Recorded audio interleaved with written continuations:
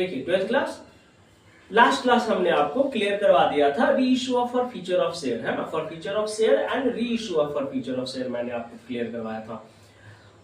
री issue of share में मैंने आपको बताया था कि दो टाइप से री इशू करते हैं। फर्स्ट करते हैं whole share of forfeiture share reissue, है ना, कि मतलब कि जितना शेयर हम लोग फॉर फ्यूचर किए वो सबका सब री इशू कर दिया, यानी कि वो सबका सब सेल कर दिया, है ना। जैसे बताया थे कि 500 800 क्या किए थे, 500 शेयर फॉर फ्यूचर किए थे। तो लास्ट जो क्वेश्चन बताए थे वो बताए थे कि होल शेयर वेयर री इशू, है ना, होल शेयर वेयर री इशू, यानी कि 500 शेयर फॉर फ्यूचर किए और 500 शेयर ही बेच दिए। पार्सली री इशू शेयर का मतलब क्या होता है, partially reissue of share का मतलब होता है कि जितना शेयर फॉर फ्यूचर किए उससे कम शेयर को री इशू करना। क्या होता है partially reissue of forfeiture share, partially reissue of forfeiture share का मतलब होता है कि यदि कंपनी 1000 शेयर फॉर फ्यूचर किया है तो उसमें से 1000 से कम शेयर को रीइशू करेगा, 800 शेयर को रीइशू करेगा, 600 शेयर को रीइशू करेगा, 500 को रीइशू करेगा, इस तरह से करेगा। ठीक है, तो इसी को कहते हैं partly reissue of forfeiture share. और आज हम लोग इसी के बारे में पढ़ेंगे। Whole share of forfeiture of share जो है, whole forfeiture of share reissue में कैलकुलेशन नहीं करना पड़ता, सीधा क्रेडिट वाले फॉर फ्यूचर में से डेबिट वाले फॉर फ्यूचर को लेस कर देते हैं और जो अमाउंट आता है वही कैपिटल रिजर्व में जाता है। लेकिन जब हम लोग partially reissue of forfeiture of share जब पढ़ेंगे तो उसमें हम सीखेंगे कि किस तरह से कैलकुलेशन होगा, है ना, उसके बाद जर्नली, उसके बाद कैपिटल रिजर्व में जाएगा। चलिए तो आज हम लोग क्या सीखेंगे, partially reissue of share, है ना, partially reissue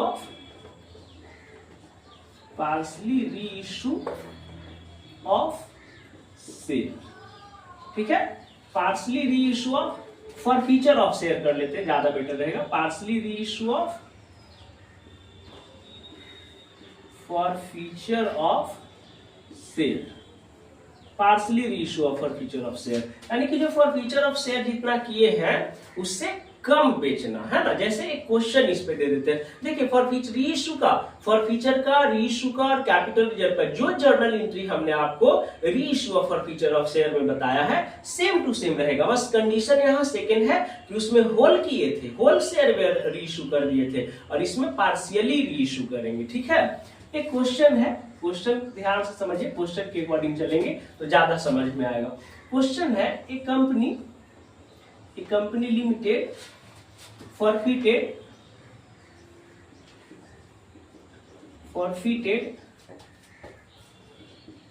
1500 share of rupees 100 each, but only 900 share were reissue. Only 900 share were reissue of rupees 85 each, fully paid up. Past journal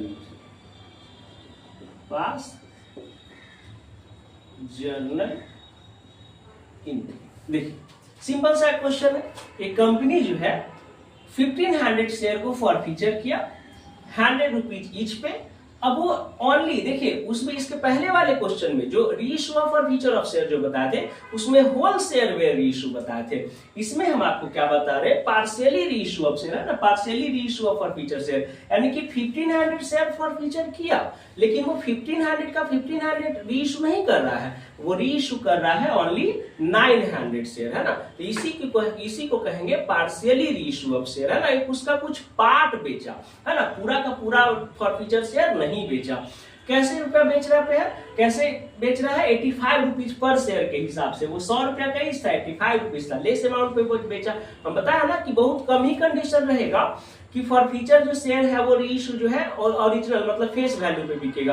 कभी कभी सर्टेन का केसेस में होता है कि क्या होता है प्रीमियम पे बिक जाता है, मतलब कि एक्स्ट्रा अमाउंट पे बिक जाता है, फेस वैल्यू से ज्यादा मिल जाता है। अभी इस क्वेश्चन के बाद वो भी आपको क्लियर करवा देंगे। अब पिछले क्लास में भी पढ़ाए थे कि लेस में ही बेचा था, इसमें भी हम क्या बताया है कि 100 रुपीज का है और लेस अमाउंट पे ही बेच रहा है, तो उसका एंट्री करते हैं। और प्रीमियम में जब बेचेगा मतलब फेस वैल्यू से ज्यादा बेचेगा तो उसका कैसे एंट्री करेंगे, ये भी अभी इस क्वेश्चन के बाद अभी आपको समझाएंगे। ठीक है, तो क्वेश्चन ये हो गया।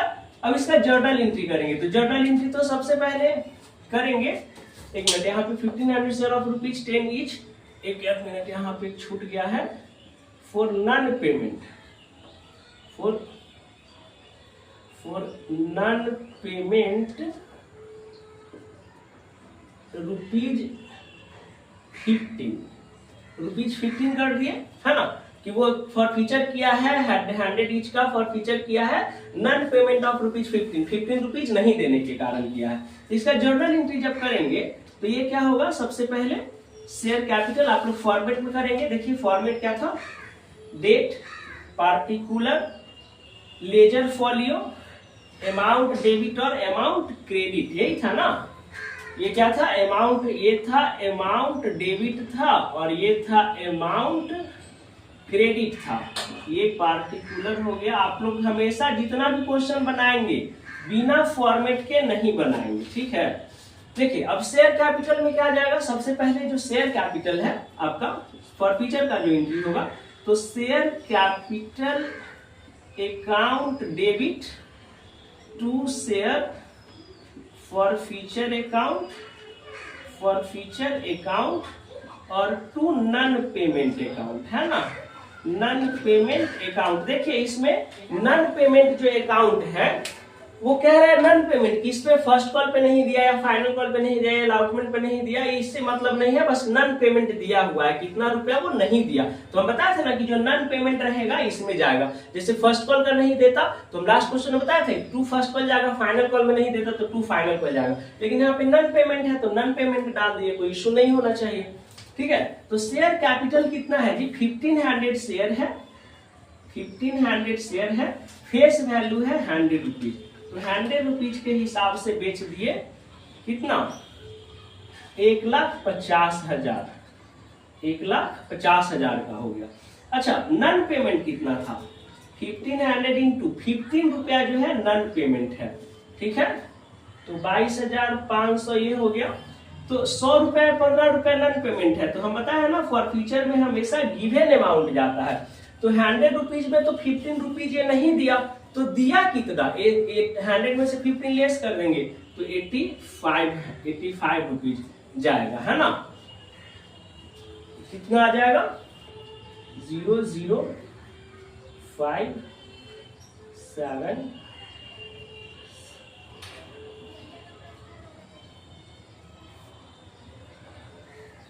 2 1, यही आएगा ना। क्लियर हो गया। यहाँ पे क्या डलाएगा, नरेशन, यहाँ पे नरेशन डलाएगा 1500 शेयर फॉर फीचर, ठीक है। अब ये तो हो गया फॉर फीचर का। अब री इश्यू करेंगे, री इश्यू में हम क्या बताएं, जितना शेयर सेल करेंगे री इश्यू करेंगे उतना ही का ना पैसा आएगा हमारे पास। तो ये आएगा री इश्यू जब करेंगे तो बैंक अकाउंट डेबिट। अब देखिए लेस में बेच रहा है 100 रुपीज का, 100 रुपीज पर शेयर का कॉस्ट है, बेच रहा है 85 रुपीज पर शेयर में, तो 100 रुपीज में से 85 रुपीज पर शेयर बेच रहा है तो 15 रुपीज का लॉस है ना। तो हम लॉस बताए हैं ना कि डेबिट में जाएगा, फॉर फीचर अकाउंट के नाम से जाता है, ये हो जाएगा फॉर फीचर अकाउंट डेबिट और 2 हो जाएगा शेयर कैपिटल अकाउंट। अच्छा इसमें क्या अमाउंट जाएगा, बैंक अकाउंट। बैंक में कितना जाएगा जी, बैंक में तो ये 900 ही शेयर री इशू कर रहा है ना, 900 ही री इशू कर रहा है, कितना रुपया के हिसाब से, 85 रुपीज के हिसाब से, 85 के हिसाब से जाएगा। कितना जाएगा इसमें, ये हो जाएगा आपका 9×5 = 45 है ना, 76,500 आएगा, ठीक है। फॉर फीचर में कितना जाएगा, फॉर फीचर में जाएगा 900 इंटू, फॉर फीचर देखिए 100 रुपीज ईच है, 85 रुपीज पे बेच रहा, 15 रुपीज लेस हो गया, तो इसमें 15 जाएगा। ठीक है,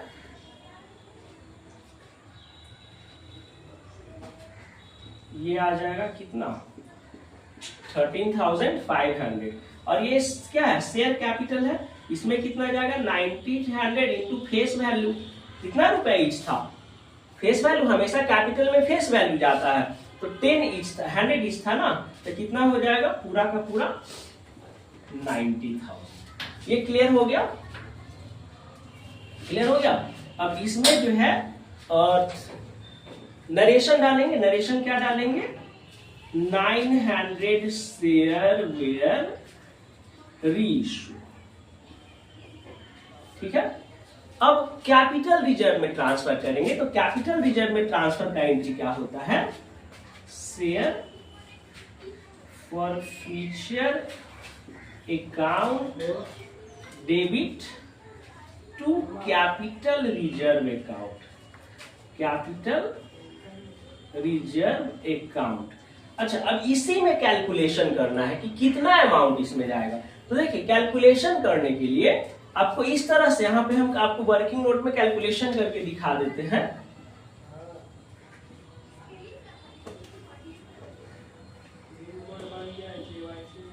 वर्किंग नोट, देखिए इसमें वर्किंग नोट में डाल के करिएगा कितना फॉर फ्यूचर इसमें जाएगा कैपिटल रिजर्व में। तो यहाँ पे लिखेंगे profit on 1500 share forfeited.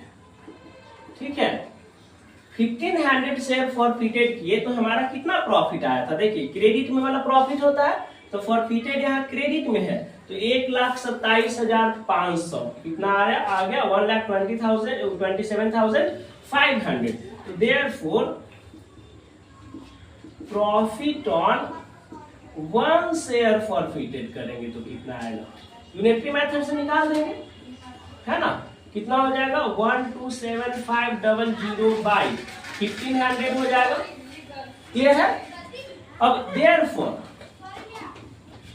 Profit on, अब कितना रीइश्यू किया है, जितना रीइश्यू करता है ना उतना पे प्रॉफिट निकालेंगे। तो प्रॉफिट यहाँ पे रीइश्यू यहाँ पे किया है कितना 900 शेयर, है ना, तो प्रॉफिट ऑन 900 शेयर फॉरफिटेड तो कितना हो जाएगा, ये हो जाएगा 1,275,000 बाई 1500 इंटू 900। 00 से 00 कट गया जी, 15 से ही कटेगा, 15 से कितना टाइम कटेगा 8500, 8500 इंटू 9 कितना आ जाएगा 005, ये हो जाएगा 76,500। ठीक है, ये 900 पे कितना आ रहा है, और प्रॉफिट ऑन शेयर इतना फॉरफिटेड, तो ये अब इतना जो अमाउंट आया, ठीक है 76,500। अब इसमें से ये क्या हुआ 900 शेयर फॉरफिचर करेंगे तो इतना प्रॉफिट आएगा, फॉरफिचर का अमाउंट आएगा क्रेडिट में। तो अब इसमें कितना अमाउंट जाएगा, ठीक है कैपिटल रिजर्व में। तो पहले था कि जब पार्सली रीइश्यू नहीं था तो इस अमाउंट में से, क्रेडिट अमाउंट में से इस डेबिट के अमाउंट को लेस करके इसमें कैपिटल रिजर्व में डाल देते थे। लेकिन जब पार्शियली रीइश्यू ऑफ शेयर है तो कैलकुलेशन करके जितना निकालेंगे, कितना 76,500, इस अमाउंट में से इस अमाउंट को यहाँ पे जो फॉरफिचर में डेबिट है 13,500, इसको लेस करके इसमें डालेंगे कैपिटल रिजर्व में। तो कैपिटल रिजर्व में कितना अमाउंट जाएगा 76,500 माइनस 13,500, इसमें से 13,500 को लेस कर देंगे तो कितना आ जाएगा 63,000 आएगा। तो ये यहाँ पे कैपिटल रिजर्व में कितना अमाउंट जाएगा 63,000। ठीक है, यहाँ पे नरेशन क्या लिखाएगा, फॉरफिचर अमाउंट या शेयर ट्रांसफर टू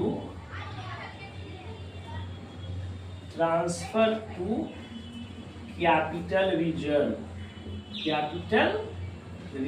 ये जाएगा। ठीक है,